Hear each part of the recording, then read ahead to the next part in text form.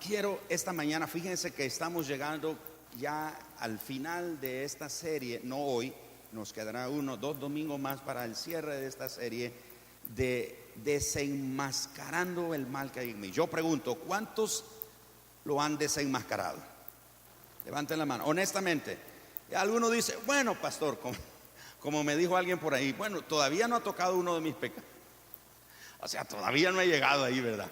Pero bueno, yo creo que a todos Dios en alguna manera nos ha estado confrontando y mostrando en nuestra vida qué cosas no están bien y que deben de ser mejoradas, ¿verdad? Vamos a Romanos capítulo 7. Quiero siempre recordar, no quiero perder de vista la base bíblica que tenemos en este pasaje, en esta serie, perdón. Y vamos a compartir en Romanos 7, verso 14 al 25. Yo voy a leer. Recuerden que estoy leyendo la Nueva Traducción Viviente. Por lo tanto, el problema no es con la ley. El apóstol Pablo viene hablando de la ley, que si es buena, si es mala, etc. Y dice Pablo, el problema no es con la ley, porque la ley es buena y espiritual. De un solo, el apóstol Pablo dice, la ley es buena y espiritual. El problema está en mí. Diga, el problema está en mí. Mira, hermano, muchas de las cosas en nuestro andar cristianos, la percepción que tenemos de una u otra persona o de las circunstancias que nos rodean, el problema está en nosotros. Es en nosotros. Luego dice Pablo, el problema está en mí porque soy demasiado humano, un esclavo del pecado. Realmente no me entiendo a mí mismo porque quiero hacer lo que es correcto, pero no lo hago. En cambio, hago lo que odio. Pero si yo sé que lo que hago está mal, eso demuestra que estoy de acuerdo con que la ley es buena.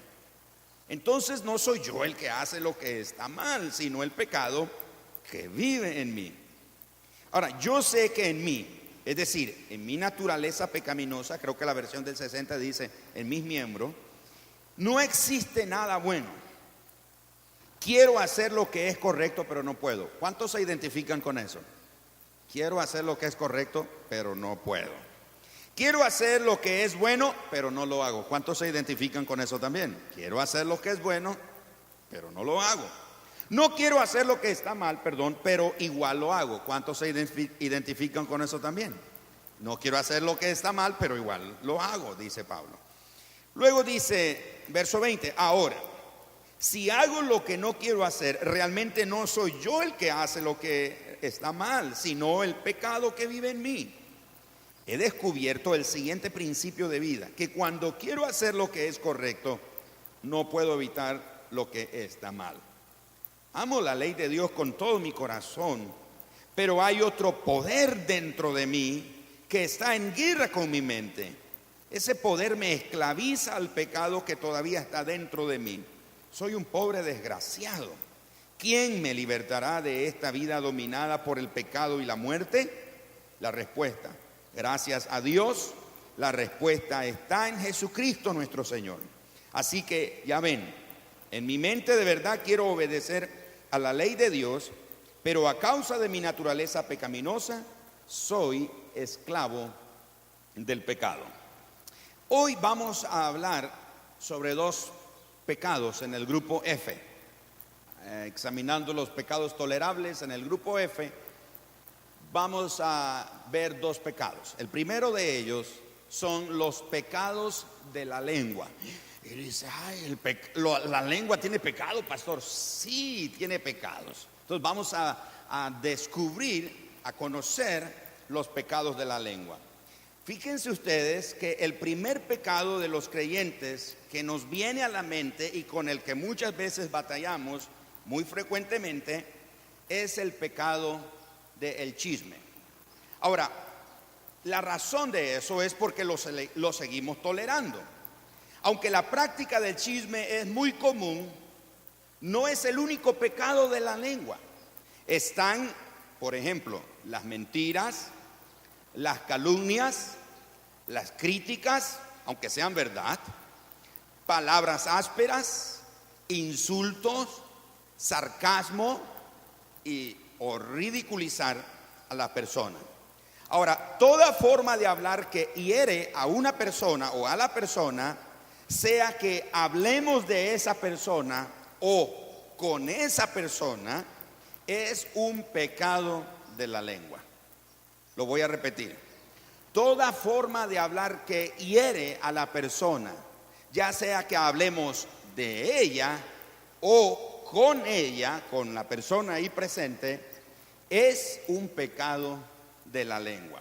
Fíjense ustedes que la Biblia está llena de advertencia contra los pecados de la lengua. Solo en el libro de Proverbios encontramos acerca de un poco más de 60 amonestaciones al respecto sobre los pecados de la lengua. El Señor Jesús advirtió en Mateo 12:36 que daremos cuenta a Dios de toda palabra ociosa que salga de nuestra boca. Vamos a dar cuenta a Dios de toda palabra ociosa que sale de nuestra boca. El apóstol Santiago en el capítulo 3 habla de los efectos pecaminosos de la lengua. Dice, cuán grande bosque enciende la lengua. Y ahí en el capítulo 3 nos habla de los peligros o los efectos pecaminosos de la lengua. En Efesios 4:29 el apóstol Pablo nos da una prohibición absoluta y severa. Dice, ninguna palabra corrompida salga de vuestra boca. Ahora, el asunto es que nosotros los cristianos hemos interpretado ese pasaje y pensamos que toda palabra corrompida es solamente una mala palabra. ¿Dónde estaba el otro día? Bien tempranito en la mañana. Oh, sí, estaba dejando a mis hijos en el colegio y les conté que estoy saliendo y quiero girar a la derecha, pero hay un autobús que está detenido el tráfico que viene hacia donde yo estoy y de los que vienen bajando de las sierritas de Santo Domingo. Y entonces ahí estoy esperando, el autobús está bajando, una cantidad de trabajadores ahí, cantidad de personas. Entonces el conductor que está detrás del autobús se desespera y comienza a sonar con el pito. Y se baja uno de los señores que viene en ese autobús, voltea al hombre que está pitando y le deja ir, hermano, como un bazucazo. La palabra más soez y más vulgar que usted se podría imaginar. A las 6:45 de la mañana. Imagínense. Ahora entonces uno piensa, bueno, palabra corrompida tiene que ver con palabras vulgares. No. Recuerde que toda forma de hablar que hiere a la persona, sea que hablemos de ella o con ella, es un pecado de la lengua. Entonces, toda palabra corrompida no es solamente una palabra vulgar o una palabra soez. Ahora, esto significa que debemos de decir no al chisme, al sarcasmo, a la crítica, a las palabras ásperas, etc. Debemos de erradicar de nuestro hablar toda palabra pecaminosa que destruye a otra persona y que por supuesto nos destruye a nosotros. ¿Por qué nos destruye a nosotros? Porque recuerden esto, nuestra vida es la suma de las palabras que otros hablan de nosotros y que nosotros hablamos acerca de nosotros mismos. Veamos entonces, tratemos hoy algunos de los pecados de la lengua. El primero de ellos, el chisme. Vamos a ir con el chisme. El chisme consiste en diseminar información desfavorable de alguien, aunque sea verdadera. Escuche esto. El hecho que la información que nosotros conozcamos es verdadera no nos da la autorización, no nos da el derecho legal de ir por ahí en cada esquina, en cada pasillo de donde vivimos, de la iglesia, de la comunidad, de la oficina, del trabajo, de la casa. No nos autoriza para ir ahí por cada lado chismeando, hablando y comentando y susurrando y haciendo comentarios sobre ese asunto. Eso es el chisme. El chisme por lo general está basado en un rumor. Generalmente todo comenzó con un rumor. Recordarán ustedes aquel jueguito que hacíamos en la escuela, y era que la maestra nos sentaba en la primera fila. Al que estaba en primera fila le decía un secreto, algo a la maestra, al alumno, y el juego consistía en que tenía que repetir a todos, y ahí en la fila, y luego venía para acá, y si eran 4 o 5 filas, el primer estudiante de la última fila tenía que poner en pie y repetir lo que la maestra había dicho al primer alumno. ¿Cuántos jugaron eso en la escuela o en la familia, qué sé yo, ahí en la cuadra? Y era interesante que lo que esta persona última está repitiendo no tiene que ver absolutamente nada, está completamente lejos de la verdad de lo que el maestro le dijo. Y todos reíamos porque, qué barbaridad, no era eso lo que dijo la profesora, y esa persona ya se fue con... Algunos exageraron, otros lo minimizaron, qué sé yo, pero era un rumor. El chisme, mis amados hermanos, se alimenta o comienza, en un rumor. Algo que usted escuchó. Y ya escuchaste. Y es verdad. Bueno, mira, yo no sé, yo no lo oí así bien claro. Bueno, no me acuerdo qué fue, pero por ahí anda.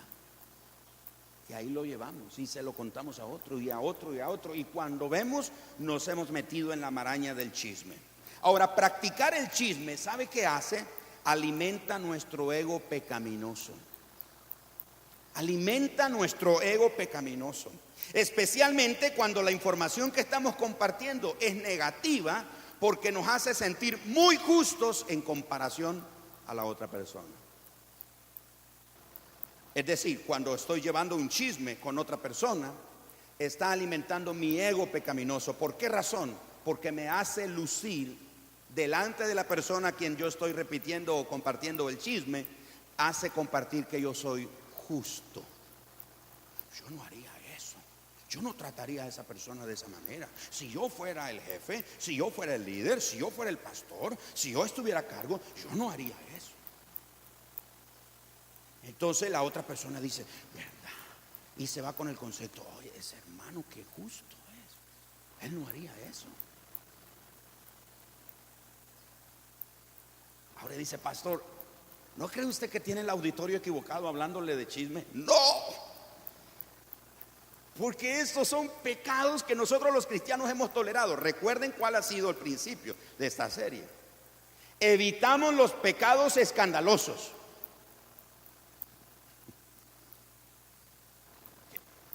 Mira, allá había al hermano fulano, lo vi bien borracho. Lo vi en el, ¿cómo se llama? El festival de cerveza. Lo vi en el festival de cerveza, el hermano, bien bolo. Y el que hace eso lo hace escondido, porque quiere evitar el pecado escandaloso. Entonces nos cuidamos de esos pecados, pero el chisme es un pecado de la lengua. Y a esta señora lengua, hermano, como decía mi abuela, cuando no tenga nada bueno que decir, muérdese la lengua. Bueno, continuemos. En ocasiones encubrimos el chisme con algo como esto. Quisiera compartir esto con usted para que oremos.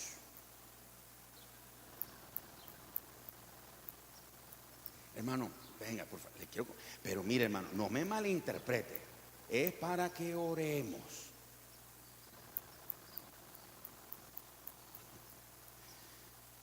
Si sabemos algo negativo de alguien, oremos por eso. Oremos por esa persona, pero no tenemos que darlo a conocer. No tenemos por qué darlo a conocer. Si somos tentados a decir algún chisme, preguntémonos, ¿lo que voy a decir va a edificar o destruir a la persona de quien voy a hablar? Esto que voy a decir, esto que voy a comentar, ¿va a edificar o va a destruir a la persona de quien voy a hablar? Chisme. Segundo pecado de la lengua, la calumnia. La calumnia es declarar algo falso o malinterpretar algo sobre una persona para difamarla o dañar su reputación. Eso es la calumnia. Es declarar algo falso o malinterpretar algo sobre una persona para difamarla o dañar su reputación. Yo recuerdo un pastor muy conocido aquí en la ciudad, muy conocido. Yo estaba visitando una parte norte del país y llegué a esa ciudad en una gira que llamamos gira apostólica. Y en el almuerzo con este grupo de pastores me preguntan ellos y dice, mire, ¿usted conoce al pastor fulano de tal? Oh, sí, yo lo conozco, sí, claro, es un buen ministro, tiene una buena iglesia, etcétera, etcétera. Y dice, pues yo no diría tanto así, hermano Gerardo. Yo le dije, ¿por qué? Fíjese, dice que lo vimos en tal pueblito y estaba bebiéndose una romplata. Una romplata. ¿Usted está seguro? Dice, sí, hermano. Y ¿usted lo vio? Bueno, a mí me dijeron que lo vieron.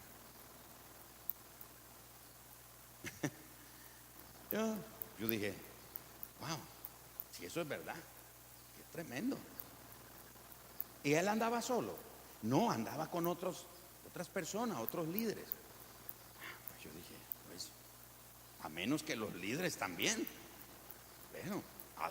Bueno, yo dije, pues hermano, hay que orar por el hermano. Ojalá que no haya sido así. Mire cómo son las cosas. Varios años después, almorzando en una reunión de pastores que me invitaron de fin de año, en la mesa en la que me ubican a este pastor de que me contaron. Ahora, quiero decirle, pues yo no anduve ahí eso en mi corazón ni nada, pues lo escuché y punto. Y entonces están contando experiencias de comida. Dice, mire, ¿qué te ha pasado a ti? ¿Qué te han puesto en la mesa? ¿Y qué te ha pasado? ¿Y cómo te ha ido? Y bebidas, y comienzan a hablar. Y dice este pastor, dice, a mí me pasó una, no van a creer. Dice, me invitan a predicar en una zona, y dice la zona de donde me dijeron de él. Y dice, y entonces mientras andamos ahí predicando, antes de ir a la plaza, dice, vamos a beber chicha. Y dice, pastor, lo único que aquí la chicha la venden en botella. De toda, de cerveza, de romplata, de Coca-Cola, de todo. No sé cuántos saben de eso que en los pueblitos venden, yo no sé si todavía, ¿verdad? Pero en ese tiempo. Y entonces dice él que me sirven una chicha en romplata, en una botella en un envase de romplata. Dice, yo que me la tomo. Y todos haciendo chistes, mira que si te ven van a decir que estás borracho y eso. Ahí yo dije, ahora entiendo cómo fue el asunto. Pero imagínense a mí, habiendo yo escuchado eso, que yo hubiera comenzado a hablar con la asociación de pastores o con los líderes de este pastor y decirle, mire, saquen ese pecado. Tienen un borracho ustedes en su denominación. Pero ¿qué es eso? Una información, como dice aquí la calumnia, consiste en declarar algo falso o malinterpretar algo sobre una persona para difamarla o dañar la reputación de esa persona. Calumniamos a alguien al atribuirle propósitos malévolos sin conocer lo que hay en el corazón de esa persona. Uy, si esa persona, hermano, es tan mala. No conocemos lo que hay en el corazón de esa persona. O el decir que otro creyente no está comprometido porque no practica las disciplinas espirituales nuestras o no se involucra en las mismas actividades. Es decir, ese cristiano, ese hermano no está comprometido. Eso es una calumnia. Al malinterpretar la posición de otro en un tema particular, sin saber primero lo que piensa. También calumniamos al exagerar el pecado de otra persona, haciendo que se vea más pecadora. La motivación detrás de la calumnia es la desventaja que se obtiene sobre la otra persona, o la ventaja, perdón, que se obtiene sobre la otra persona. Es lo que se conoce como en los negocios apuñalar en la espalda, o como dice el refrán popular, serrucharle el piso a otra persona para sacar una ventaja sobre la otra persona. Entonces, la calumnia es un pecado de la lengua. El tercer pecado de la lengua, la mentira. Usualmente pensamos que la mentira es decir algo falso, y yo creo que quizás la mayoría de los que estamos aquí no lo hacemos. Pero somos muy buenos para mentir por medio de la exageración. ¿Saben ustedes que la exageración también es sinónimo de mentira?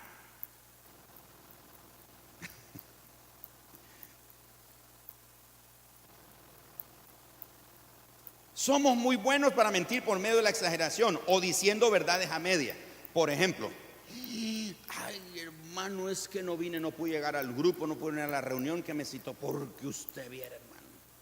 Cayó una lluvia que parecía, hermano, que se estaba cayendo en los quintos diluvios del Apocalipsis. No pude salir, hermano. Y fue una brisita así que salió, ¿verdad? Lo que cayó. Hizo una exageración, pero está mintiendo. O decir una verdad a medias, o mentirías blancas. Ayer estábamos viendo un programa de televisión y la conductora del programa dijo, bueno, es una mentira piadosa. Muchos cristianos ya hemos cristianizado la mentira. Hay mentira cristiana y mentira mundana.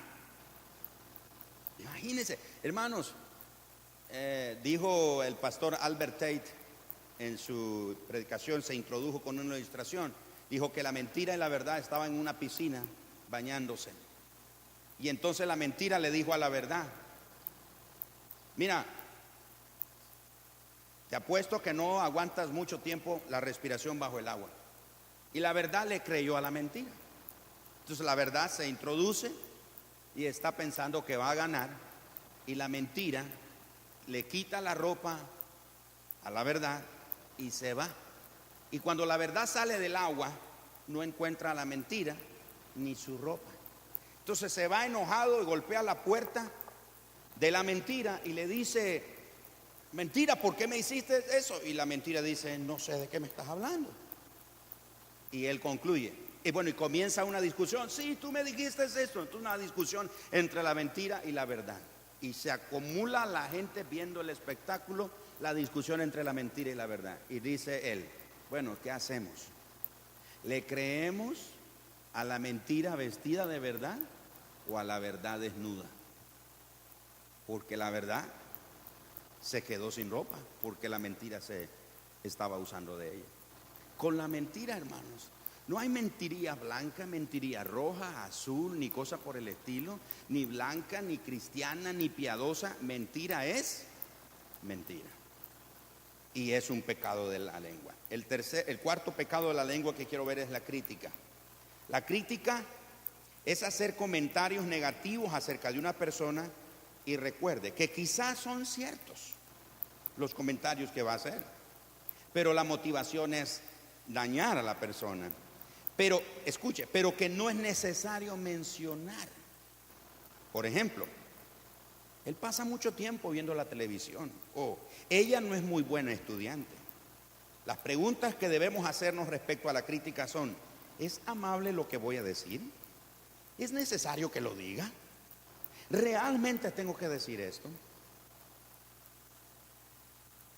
Quizás muchos de los que están aquí no conocieron al que fue el pastor inicial de esta congregación. Yo sé las razones por las cuales él dejó de servir aquí como el pastor de esa iglesia. Pero eso no me da a mí la autorización para hablar y decir a la gente. Y hay pastores que todavía es la fecha y lo recuerdan, porque él no solo era el pastor de esta iglesia, era el director del Mundo de Fe aquí en Nicaragua. Y hay pastores todavía en reuniones donde yo me encuentro, me preguntan, ¿y qué pasó con el hermano? ¿Qué ha hecho? ¿Por qué se fue del Mundo de Fe? Yo podría decir, es que no sabe. Y recién él se dejó de servir aquí con nosotros. Hubieron pastores, comitiva de pastores me vinieron a visitar y dijeron, Gerardo, queremos que nos digas qué pasó con el hermano. Y mi respuesta fue, miren hermanos, no me compete a mí decir lo que sucedió. Yo les animo, vayan y hablen con él, que él les diga, pero no me compete a mí.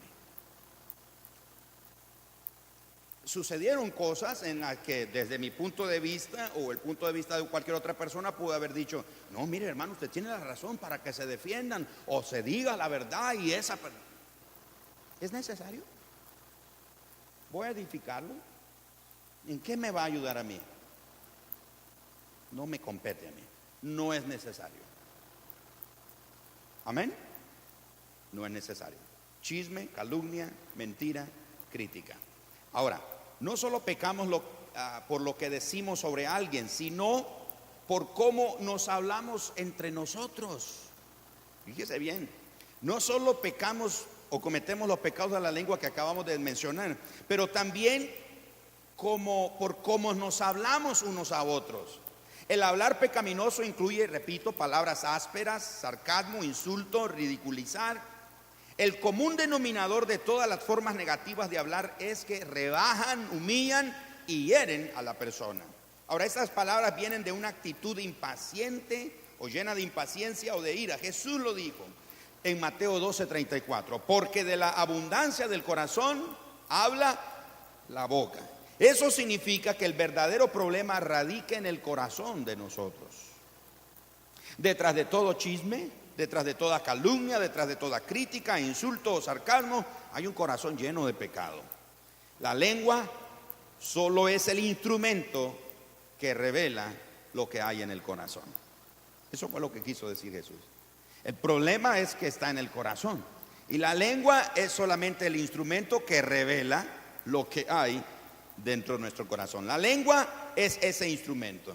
Así que es importante no solo cuidar nuestra boca, sino aún más importante es cuidar nuestro corazón. El Salmo capítulo 19, versículo 14, en la versión del 60 dice: sean gratos los dichos de mi boca y la meditación de mi corazón delante de ti, oh Jehová, roca mía y redentor mío.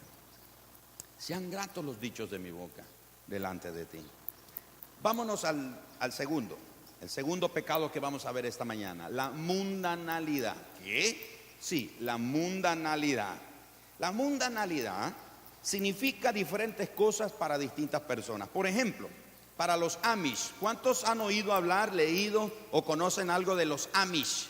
Los Amish son un grupo religioso en el noreste de los Estados Unidos, en mucha de esa zona bien norte, que ellos mantienen unas prácticas así bien antiguas todavía. Por ejemplo, para ellos es pecaminoso, por ejemplo, la electricidad. No tienen electricidad, viven en comunidades donde no hay electricidad. Para ellos es pecaminoso, por ejemplo, los teléfonos. No tienen teléfono. Los automóviles, igual para ellos, son pecaminosos. Por eso estoy diciendo que la mundanalidad significa cosas diferentes para distintas personas. Por ejemplo, en una iglesia conservadora, la mundanalidad es una lista de actividades prohibidas, como por ejemplo, bailar, jugar cartas o juegos de azar, o ir al cine. Esas son, en algunas iglesias conservadoras, esa es como una lista de actividades prohibidas, porque se dice que eso es mundano. Pero la mundanalidad, hermanos, es más que una lista de actividades prohibidas o el uso de comodidades modernas. Hay dos pasajes en la Biblia que nos ayudan a mantener el concepto de la mundanalidad. Primera de Juan 2, 15 al 16 dice, en este pasaje el apóstol Juan nos exhorta y dice, a no amar al mundo.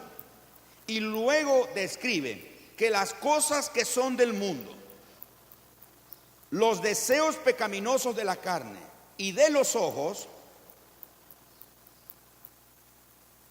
son, y dice, y así como la vanagloria de las posesiones materiales, son cosas que le pertenecen al mundo.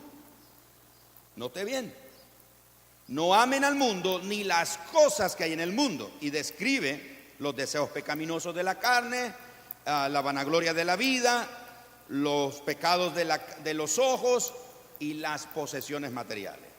Juan estaba pensando en los deseos y en las actitudes que nosotros vemos hoy y que consideramos abiertamente como pecaminosos.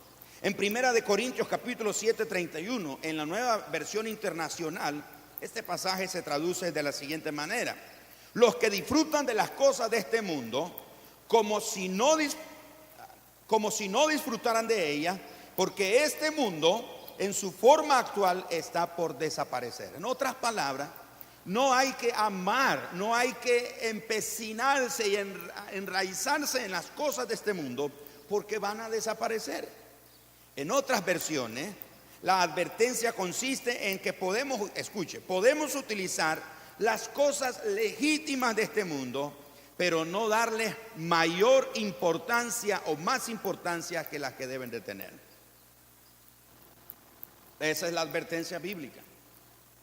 Porque, como dijo el apóstol Pablo también, entonces significa que nos vamos a salir del mundo, nos vamos a ir, vámonos, no se junten con los adúlteros y los borrachos, etcétera, etcétera. Dice Pablo, no me estoy refiriendo a los pecadores de este mundo, dice Pablo, sino a los que llamándose cristianos son adúlteros, borrachos, hechiceros, etcétera, etcétera. De eso, dice Pablo, no se junten con ellos. En todo caso, dice Pablo, tendríamos que salir del mundo para no estar en relación con ese tipo de personas. Pero el énfasis aquí entonces es que podemos utilizar las cosas que legítimamente tiene este mundo, pero no debemos de darles mayor importancia que las que ellas tienen. Según 1 Corintios 7:31, mundanalidad es estar pegado a, involucrado en, preocupado por las cosas de esta vida temporal. Lo voy a repetir. Mundanalidad es estar pegado a, involucrado en o preocupado por todas las cosas de esta vida temporal. Estas pueden ser, escuchen, estas cosas pueden ser o no pecaminosas en sí mismas.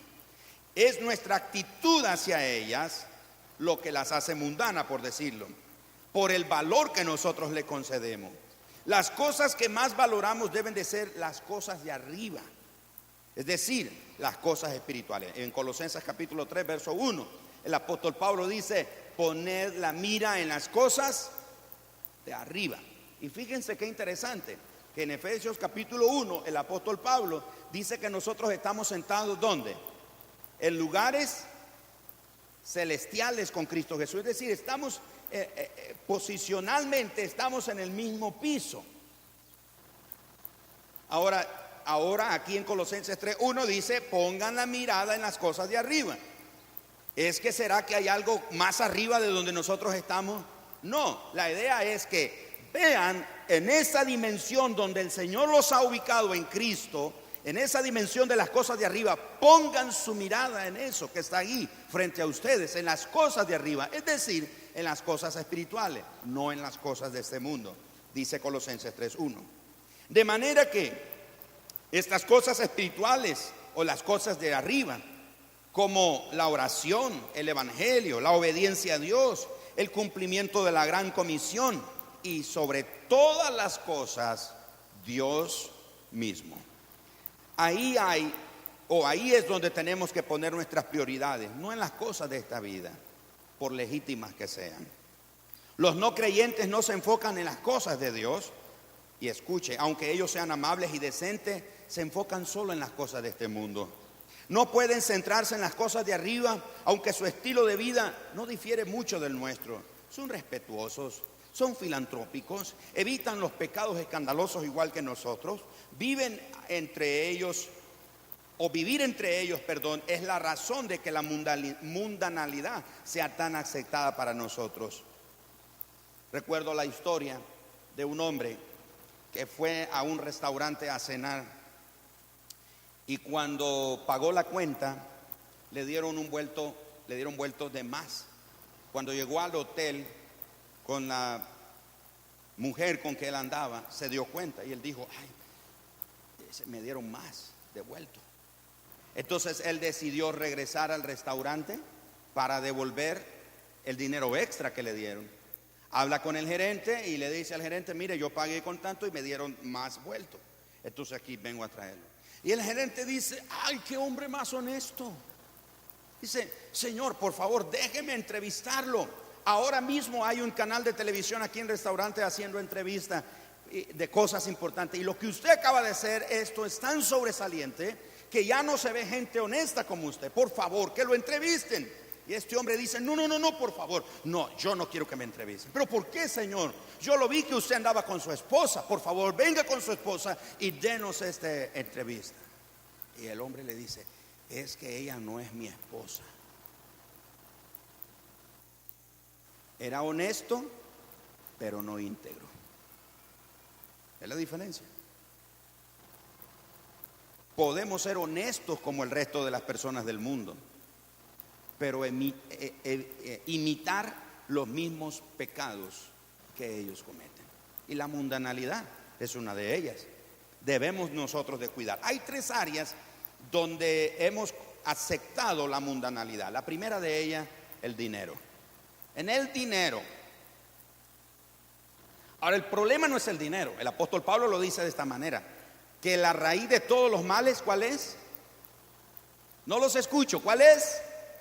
Exactamente, el amor al dinero. No dice que es el dinero. Fíjense ustedes que el dinero tiene una característica. El dinero no es ni inmoral ni es moral. El dinero es amoral. Se convierte en inmoral en el mal uso que le damos y adquiere un valor de moralidad por el buen uso que le damos. ¿Me estoy explicando? Pero en este asunto del dinero hemos caído en la mundanalidad. Recuerden lo que dijo el apóstol Juan. Primera de Juan dice: no amen el mundo ni las cosas que están en el mundo.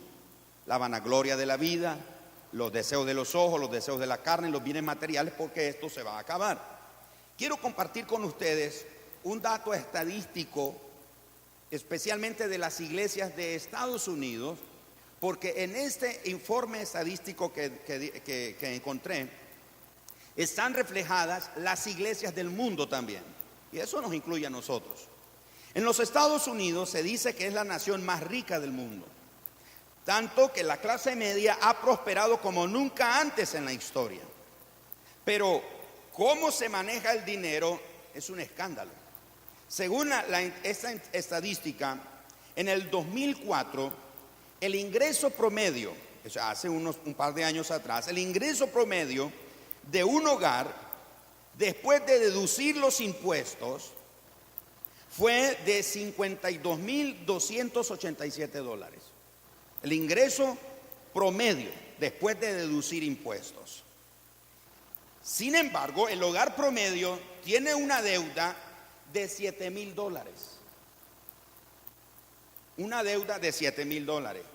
Ahora, lo peor es que de sus ingresos de más de $52,000, una familia promedio en los Estados Unidos contribuye a causas caritativas con solo $794 en promedio. Es decir, un 1.5% de sus ingresos. Eso es escandaloso. Las estadísticas mencionadas abarcan a toda la población. Ahora, claro, nosotros quisiéramos pensar que los cristianos, los evangélicos, somos más generosos. Y realmente así es, pero no por mucho. Una encuesta dice que en el 2003, en ese periodo del 2003 para acá, publicó un estudio, esa encuesta, que los miembros de 8 denominaciones evangélicas en los Estados Unidos que tienen representación en América Latina y en otras partes del mundo, estas denominaciones dieron el 4.4% de sus ingresos a la obra de Dios. Eso es menos del 6.2% que habían ofrendado esas mismas denominaciones para la década del 60, por los años 68. Ahora, si estos 8 grupos denominacionales representaran a los evangélicos en general, y repito, son denominaciones que tienen presencia en América Latina y en otras partes del mundo, significa que cada vez más los cristianos, los evangélicos, somos menos generosos. En 1920, dice esta estadística, el porcentaje de ofrenda que se enviaba a las misiones era un poco más del 10% del total de las ofrendas en las iglesias. Para el 2003 y para esta fecha, la cifra decreció al 3%.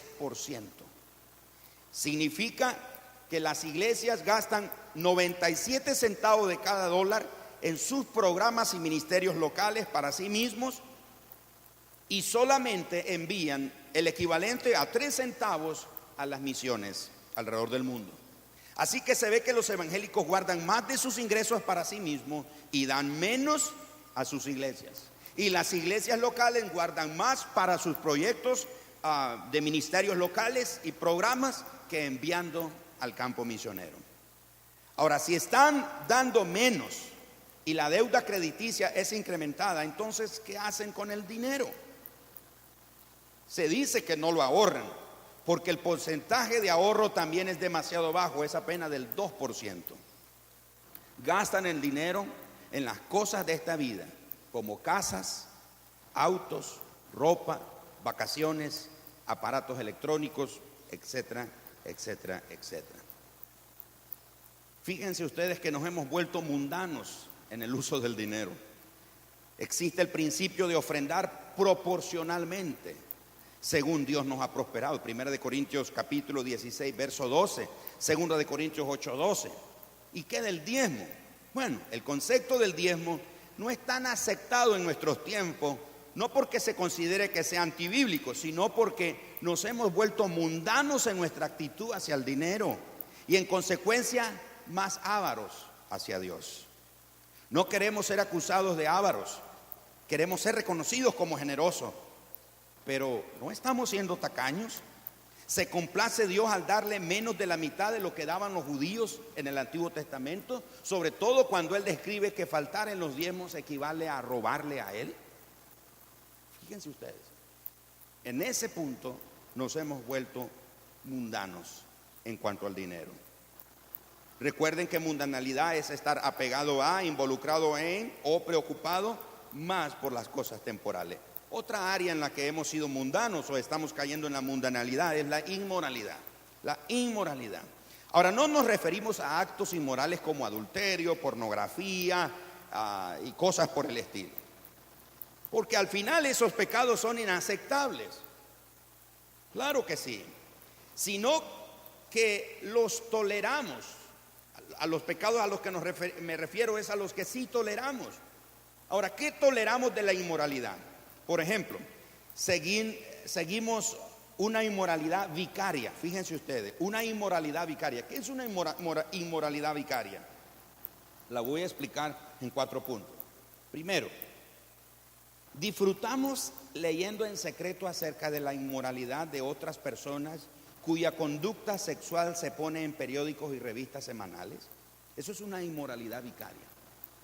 Disfrutamos, leemos, queremos saber qué pasó con esta persona, de personaje público o de una posición pública, etcétera, o un artista, un famoso y un escándalo sexual. Y ahí estamos deleitándonos, siguiendo lo que pasó. Eso es inmoralidad también, en que nosotros no estamos cometiendo un acto de inmoralidad, pero es una inmoralidad vicaria. Vicaria quiere decir que toma el lugar de otro.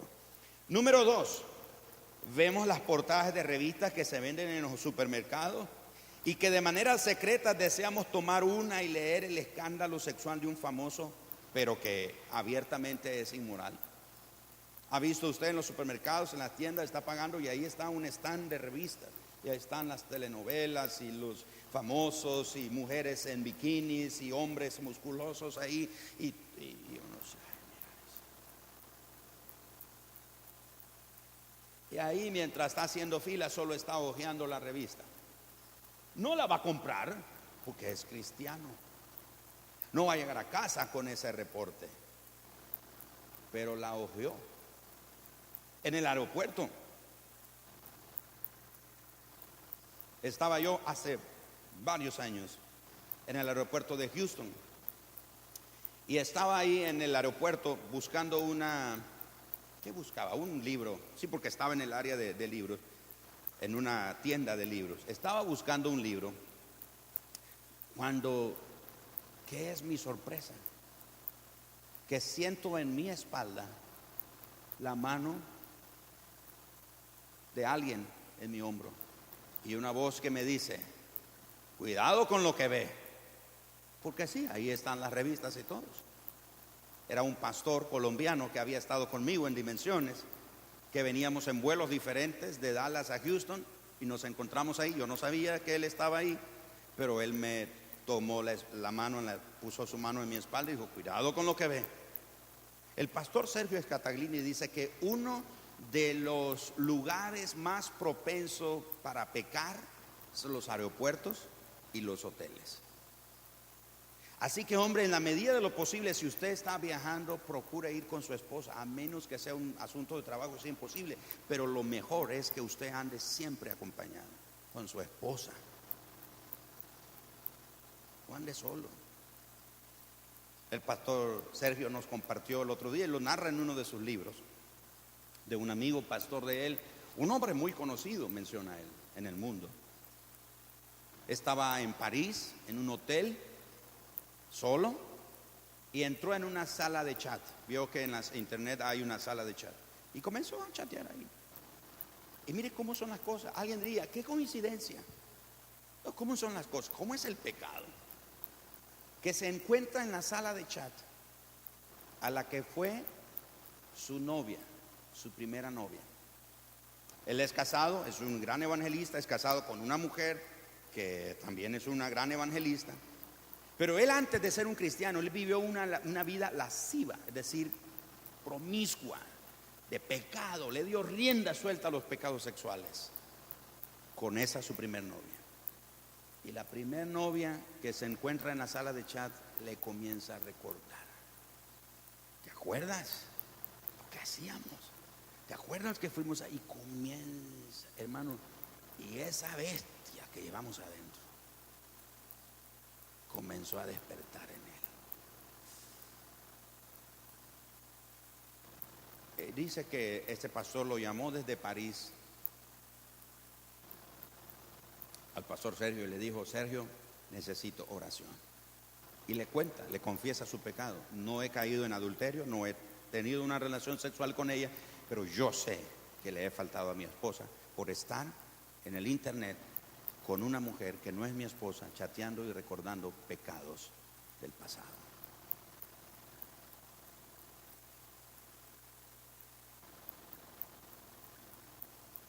Así que, esposas, aprovechen. Cuando su esposo vuelva a viajar, dile: compre 2 boletos.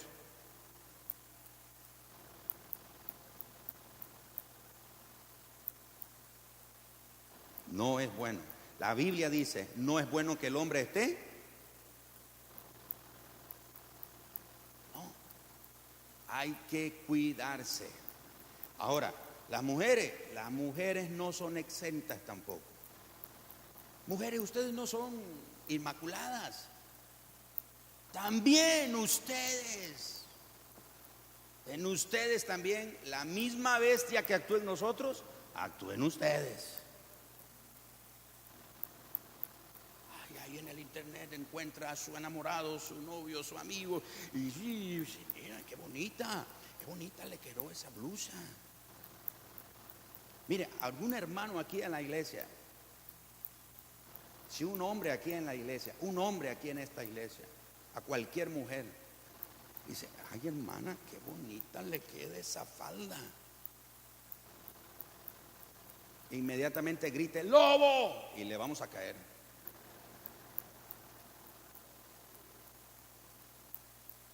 Y voy a entrar un poquito más en esto.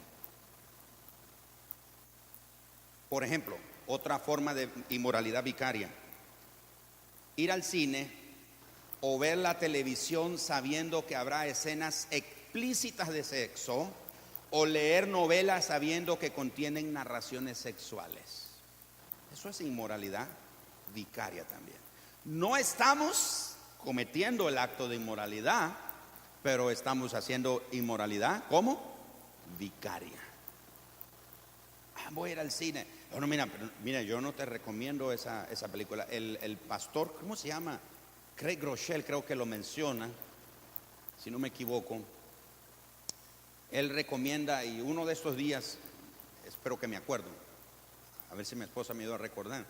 Él nos recomienda una página web en internet, que antes de ir al cine, si usted va al cine y quiere ver una película, usted entra en ese sitio web y pone el nombre de la película y le dan un informe completo y le indican si esa película, no es que le aparece PG y cosas por el estilo, o sea, es una descripción, porque es un sitio web manejado por cristianos, y le dicen a los cristianos: mire, esa película no es que sea no solo apta para menores, no es apta para un cristiano. Y él comparte en uno de sus libros que una vez su equipo pastoral le dijo: hey, Greg, ¿ya fuiste a ver la película tal? Dice: no he ido a verla. No, te la recomendamos. Entonces él dice: bueno, ya que me la recomiendan, voy a ir a verla. Pero antes entró al sitio web y checó a ver cómo estaba. Y cuando él encontró el contenido de la película, reunió a su equipo pastoral y le dijo: ustedes tienen que arrepentirse. Y ellos así asustados: ¿por qué? Porque lo que ustedes fueron a ver fue esto. Y dice: ay, no sabíamos. Pero si usted sabe que esa película, el libro, la revista, es como, fíjense ustedes, no sé, no levanten la mano, bueno, no sé, algunos de ustedes aquí, ¿verdad? Pero hay gente que le gusta la música del recuerdo. Allá con Leodán, con los iracundos, con los tres gadarenos y qué sé yo, ¿verdad? Hay gente que se remonta. ¿Sabe qué? Muchos de esos recuerdos son lascivos, que le recuerdan cositas que hizo con su novia, con su novio. No era por lo romántico de la música, era porque... Me explico, mis hermanos. Ya vamos a ir terminando. Número 4, el área del vestir deshonesto. Hay dos áreas en las que podemos ser mundanos sobre esto. Primero, con las mujeres. Muchas mujeres cristianas usan la misma ropa que usa el mundo. Anoche estaba yo en la sala de reunión oyendo a los jóvenes sobre su campamento y el hermano Angel diciendo que lleven traje de baño de, ¿cómo se llama? De Chavo del Ocho y de Doña Florinda. Mire, usted va con la iglesia a una actividad y y se baña así todo decente, pero cuando anda solo, ¿cómo se viste? ¿Cómo se baña?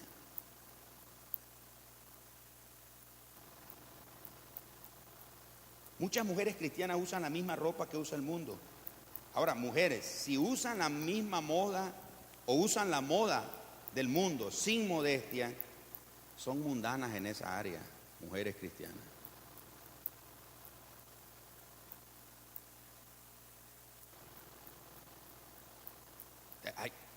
Tenemos que reconocer que vivimos en el mundo que nos influencia. No toda ropa que usted ve, mujer, en la tienda, en las revistas y en los sitios, son para que use una mujer cristiana. Imagínense una hermana que viene a la iglesia, viene con toda la espalda pelada. Y ahí está un hermano queriendo adorar y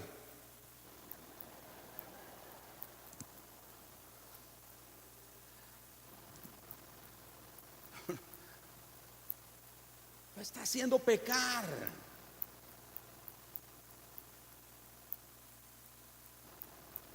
Bueno, pero el asunto es que también tiene que ver con los hombres. ¿Saben por qué? Porque los hombres reaccionamos a la forma provocativa con miradas cargadas de lujuria. Los hombres respondemos de esa manera. Entonces, cuando usted viene a la iglesia y viene con una ropa que no es apropiada, lo que hace es despertar la mirada de los hombres. Pero son hermanos, hombres. Tan solo ver a una mujer y disfrutar lo que está enseñando o la parte de su cuerpo que sobresale por lo apretado de la ropa es un pecado. Simplemente hacemos lo que los demás hombres amables y decentes hacen en nuestro alrededor. En ese sentido nos volvemos mundanos también. Así que la inmoralidad se puede manifestar en todas esas cosas. Y hombres y mujeres que estamos aquí, cuidemos nuestro vestir. Termino con la idolatría. Idolatría. Claro, no adoramos ídolos de madera, metal, piedra o cosas por el estilo. Pero nos referimos a los ídolos del corazón. En ese sentido, un ídolo puede ser cualquier cosa que consideremos de mucho más valor a tal grado que consume nuestra energía emocional, nuestra energía mental, nuestro tiempo, nuestros recursos. Un ídolo es cualquier cosa que tenga más importancia que nuestra relación con Dios y nuestra familia. Escuche esto. Un ídolo es cualquier cosa que tenga más importancia que nuestra relación con Dios o nuestra familia.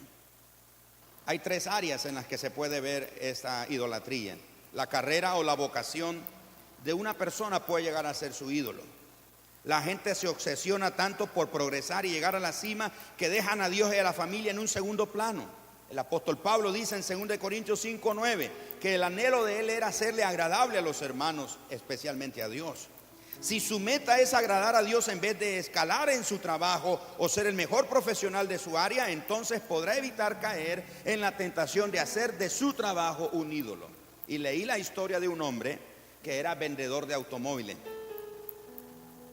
Cuando él se convirtió, él dijo esto: ahora ya no vendo automóviles. Dice, ¿qué hace? Sigo en el mismo trabajo, pero ya no vendo automóviles. ¿Qué hace? Ayudo a la gente a escoger el mejor carro. Antes lo que quería era ganar. Antes lo que yo quería era escalar y estar en el rating ahí del vendedor más importante o el que vende más en la empresa. Pero ahora que soy un cristiano, dijo él, ya no vendo auto. Ahora le ayudo a la gente a escoger el auto correcto. ¿Ve la diferencia? Tenemos que tener cuidado entonces de nuestro trabajo. Número 2, otra área de idolatría son los temas políticos y sociales. Cuide de no hacer ídolos de su partido político o de sus ocupaciones sociales. La prioridad más alta como iglesia es proclamar el evangelio, porque la gente necesita ser salva del poder de Satanás y entrar en el reino de Dios a través de Jesús. Al perder de vista el llamado principal de nosotros como iglesia, como persona iglesia y como iglesia corporativamente hablando, corremos el peligro de hacer un ídolo de nuestras iniciativas sociales y de nuestras iniciativas políticas. Eso se puede llegar a convertir en un ídolo.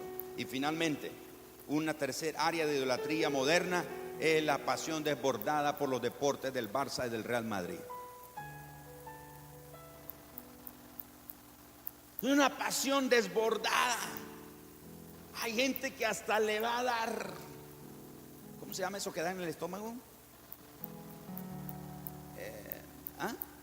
Úlcera, una gastritis porque perdió su equipo.